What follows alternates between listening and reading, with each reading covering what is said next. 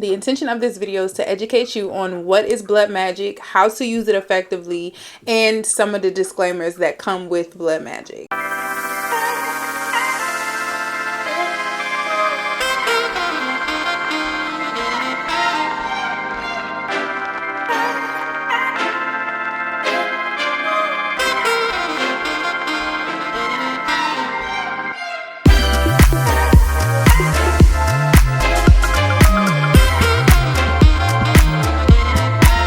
Peace and love, family. I am Oshun Yinka, your favorite womb goddess. If we are meeting for the first time, welcome in, welcome in. Thank you so much for joining us today. I do appreciate you being here, and I hope that you find what you're looking for on this page. If we're not meeting for the first time, y'all already know what to do. Hit the like button and the share button and drop me some purple hearts down in the comments so that we can get in the good graces of the YouTube guys. So as y'all can see in the title, today we are talking about blood magic. And like I said, as a disclaimer, this is strictly for educational purposes, and I do not condone, support, or encourage anybody to use this information for anything that is of ill intentions. Okay, guys, so I know this is such a controversial topic. Everybody does not like to talk about what we consider dark magic and things like that, but blood magic is one of my favorite ways to manifest. It's one of my favorite tools to use when it comes to my workings. And one of the reasons I think I love blood magic so much is because it is something that I can use, a tool that I can use that's specifically for me. So what is blood magic? Blood magic is simply just using blood to manipulate your environment or your circumstance to work in your favor. Just like any other magic, blood is just a tool, just a resource, it's just something to help you enhance. All magic starts with your intention. All magic is brought into fruition because of your alignment or you being on the same frequency of whatever it is that you desire. Everything else that we use as tools, tarot, blood, crystals, prayer, scriptures, things like that, all tools to enhance our intentions. Y'all, if we look at blood magic, blood sacrifice is what I want to say, dates back to forever and ever ago. Like, there has always been bloodshed as a sacrifice, back in the days. And I don't even say back in the days because we still do it today, as far as sacrificing animals.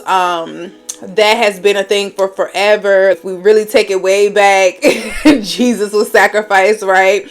For those people who feel like, blood magic is evil and demonic, like, when you take communion at church, that is blood magic. That's literally one of the biggest rituals, spells across the world that people, blood magic that people are participating in across the world. It doesn't have to be actual blood for it to be real, because like I said, your intention is what the magic is anyway. Everything else just enhances it. If anybody is thinking like, oh, this is demonic or this is crazy or whatever, I hope that you are not a Bible thumper, because they talk about a lot about blood sacrifice in the Bible. So I hope that that's not your mind. And if it is, I challenge you to just, open your mind up a little bit and be fucking for real. With those same principles, with that same mindset, that's pretty much what it is today. It's simply just to enhance whatever intention that you already put out, whether it be for protection, whether it be for love, whether it be for, your career or anything. As a woman, I always advise you to use your blood. Quick commercial break, you guys. If you are wanting to tap into your inner herbalist, your inner alchemist, I encourage you guys to click the link in my description and register for my Medicine Woman course. So every single Thursday at 1 p.m. Central Standard Time, I train women and certify them absolutely free to be medicine women. So in this course, I teach you how to run a yoni steaming business. I teach you how to heal holistically, mind, body, and spirit. This is a 4-hour training, and I teach it every single week live, just me live every single week. For free. Yes, for free. There's no gimmicks whatsoever. So if you are wanting to have a medicine cabinet that looks just like this, then I encourage you guys to go click the link in my bio right now and register for class, and I'll see you then. Let me break down the difference between blood magic and blood sacrifice. So there is a difference between the two. Both of them are technically considered magic, but one of them is a sacrifice is not necessarily you using the blood to work with the blood. You're just sacrificing it to appease whatever deity or energies that you want to give it to. So blood sacrifice would be like you killing something or an animal, and I probably will get so flagged with this video. The sacrificing part of it would be, you know, you shedding blood from the animal or whatever and offering it to God or, you know, whatever deity that you pray to. And the magic part of it, putting the DNA and the energy of that thing into whatever work you're doing. When it comes to being a woman, we're not in the medieval times anymore where, you know, or we're not on the scary movies where you're just like cutting your hand and just like, and trigger warning for anybody who struggles with your mental health, and you have, you know, practice self-harm, then I definitely do not encourage you to do anything that I am saying or working with this energy at all, because it can be triggering. So please tap out, because I do not want you to be triggered in any way or feel like it's justified for you to inflict harm on yourself. Being a woman is hard. Not only do we have to deal with menstruation, fluctuating hormones, and childbirth, but we also have to uphold the social standard of beauty while being underpaid in the work industry and being undermined in the healthcare industry. As we all know, stress causes a lot of trauma in the body, and as women, we carry our stress in our lower chakras. So that's in our hips, our back, and in our wombs. It saddens me to say that the average woman in America is battling with some form of hormonal dysfunction that's hindering her from showing up to the world as the best version of herself. Western culture has us truly believing that our womb space is nothing more than an incubator. This is why they push the agenda of birth control and hysterectomies on us so heavily. I've helped so many women just like you conceive, find their soulmates, rekindle their marriage, and even land their dream careers simply by just using my holistic methods to heal the womb. What if I told you that you didn't have to live on birth control, painkillers, and blood thinners for the rest of your life? And what if I told you this could be your reality in only 90 days? There are over 600,000 hysterectomies performed annually in the US. Don't be the next victim. Go to mysnatchshop.com right now and book a free consultation with me so that we can get you some real healing. But before you go, breathe with me, sis.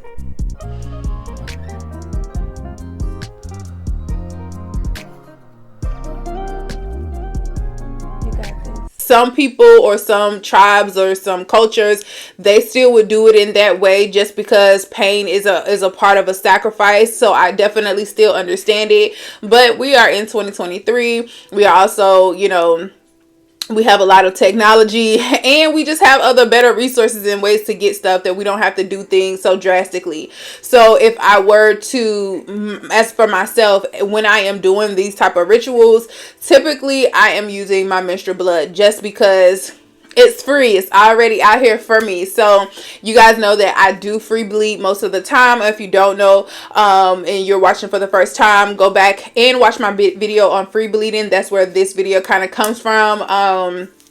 With me talking about free bleeding.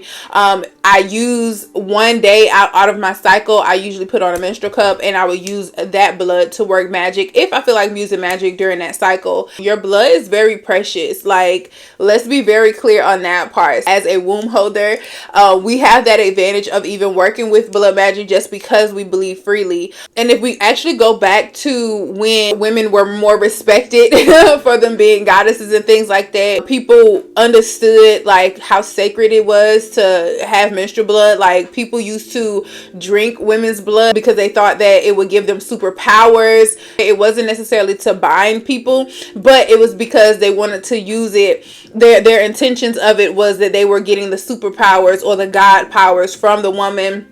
They understand that a woman on her cycle is precious, and so they would adorn her. And this goes back to, if you go to the free bleeding video, I talk about how precious your blood is anyways, and that how sacred that timing is. So if you continue to have that, if you have that mindset about yourself and understand how powerful you are to even be bleeding, then you'll have like this different relationship with blood. Like even in the free bleeding video that I had, people like, oh well, wouldn't that be nasty, like blood running down your leg and things like that.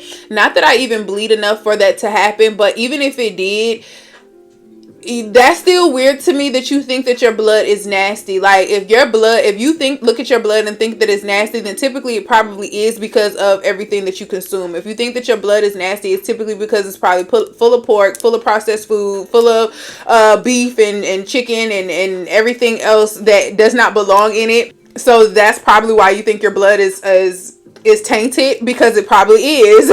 So building your relationship with your blood is building a relationship with your womb.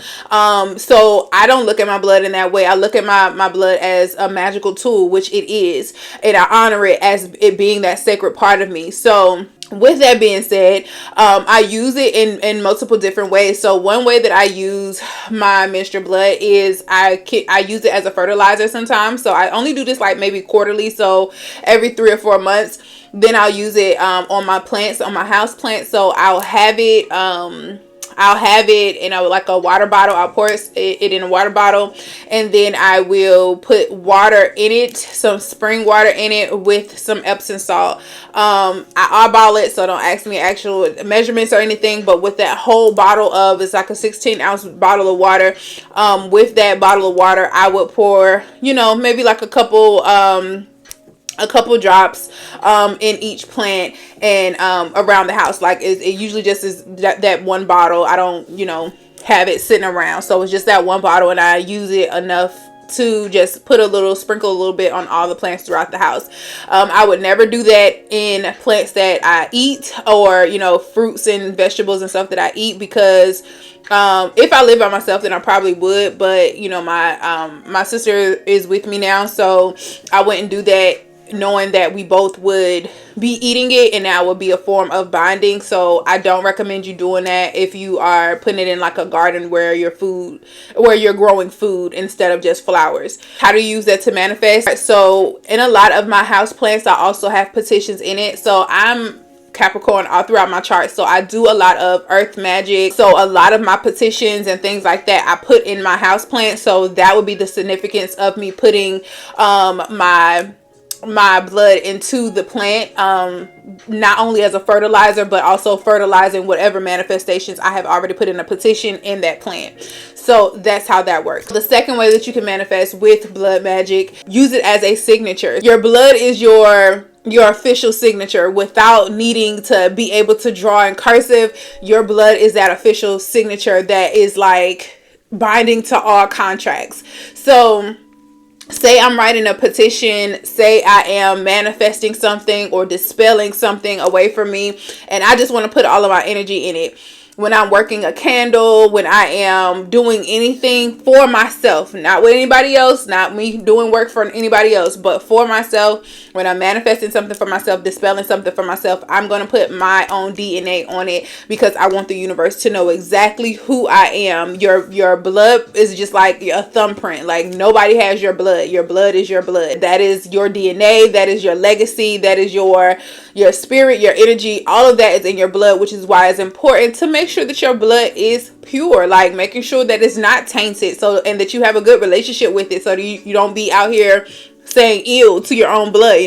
That's the second way that I manifest with it. So I would just simply just put a little bit on my finger, and then just put it like on my thumb, and then just stamp it like how I would do a signature, any other signature, like writing it in cursive. I would just stamp it just like that, and that'll be it. Like that's me putting my DNA. And if you know anything about working magic, you always want to have your own DNA in everything, like my mojo bags, my candles, like anything, any workings that I have, any tools that I use, that I like kind of consecrate before I use them, or like actual tools that I use.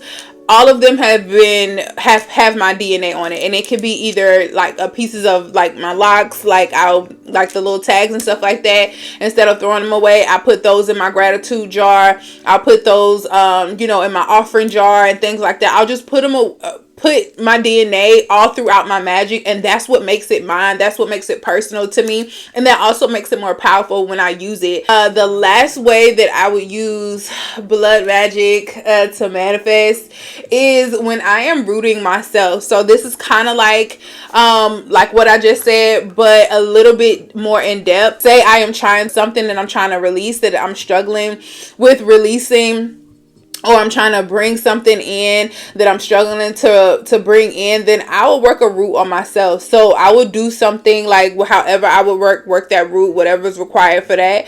And then I would use my blood as like a permanent thing to permanently dispel this from me. One of the things that I did, like, and I don't do this often because again, working with blood is kind of, I don't necessarily want to say permanent, but it's very long lasting. And these are, I wouldn't recommend you doing it for anything or to get rid of anything or to bring anything that you do not know for sure that you want exactly how you're saying it, because it could easily backfire because you're bringing in something so powerful that you're not ready for, or that you don't really want because you're not really sure.